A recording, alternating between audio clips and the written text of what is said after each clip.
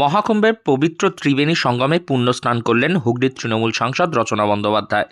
2 ফেব্রুয়ারি সরস্বতী পুজোর দিনে তিনি কুম্ভ স্নান করেন। গেরুয়া পোশাকে কপালে গেরুয়া টিকা লাগিয়ে সঙ্গমে ডুব দিয়ে স্নান করেন রচনা। সেই ভিডিও তিনি আপলোড করেছেন সোশ্যাল মিডিয়ায়। কুম্ভের ব্যবস্থাপনার প্রশংসায় পঞ্চমুখ হয়েছেন সাংসদ রচনা বন্দ্যোপাধ্যায়। 13ই জানুয়ারি থেকে শুরু হয়েছে কুম্ভমেলা, তা চলবে 26 জানুয়ারি পর্যন্ত।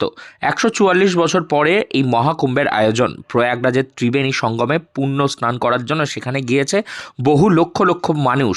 বাদ পড়েননি রচনা বন্দ্যোপাধ্যায়। তো 2 মিনিট 11 সেকেন্ডের একটি ভিডিও বানিয়ে তার গোটা অভিজ্ঞতার কথা তিনি পোস্ট করেছেন সোশ্যাল মিডিয়ায়। সোশ্যাল মিডিয়ার ভিডিওতে তাকে বলতে শোনা যায়, মহাকুম্ভে স্নান করতে আসা একটি ভাগ্যের ব্যাপার। বসন্ত পঞ্চমী অর্থাৎ সরস্বতী পুজোর দিনে তিনি গঙ্গা, যমুনা, সরস্বতী 3 নদীর সঙ্গমে স্নান করতে এসেছেন এবং সেখানে এসে স্নান করে পিতৃপুরুষকে শ্রদ্ধার্ঘ্য জানিয়েছেন।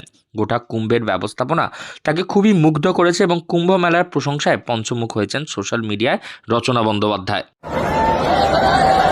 আজকে বসন্ত পঞ্চমী, আমাদের সরস্বতী পুজো জীবনের সব থেকে আনন্দের একটি দিন আজকে আমার জন্য। এইরকম একটি পুণ্যতিথিতে কুম্ভ স্নান করতে আসতে পারলাম ঠাকুরের আশীর্বাদে। ঠাকুরের আশীর্বাদ ছাড়া সম্ভব নয়, বিশ্বাস করুন।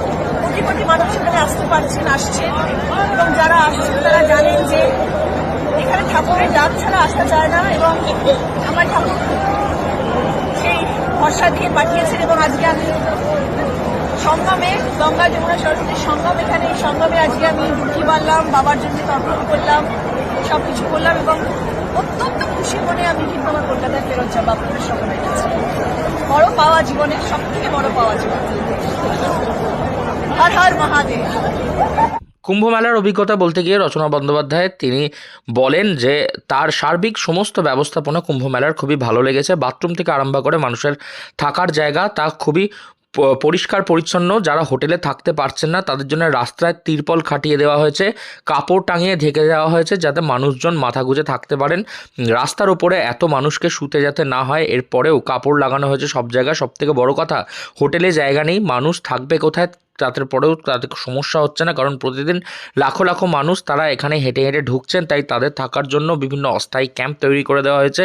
এবং তাছাড়াও সমস্ত জায়গায় যে শৌচ ক্রিয়াকর্ম করার যে ব্যবস্থাপনা করা রয়েছে সেগুলোও খুবই ভালো। সব মিলিয়ে একেবারে কুম্ভ মেলায় গিয়ে কুম্ভ স্নান সেরে কুম্ভ মেলার প্রশংসায় পঞ্চমুখ হয়ে ওঠেন হুগলির সাংসদ রচনা বন্দ্যোপাধ্যায় এবং সেই ভিডিও বানিয়ে তিনি পোস্ট করেন তার সোশ্যাল মিডিয়ায়। হুগলি থেকে রাহি হালদার, লোকাল 18 বাংলা।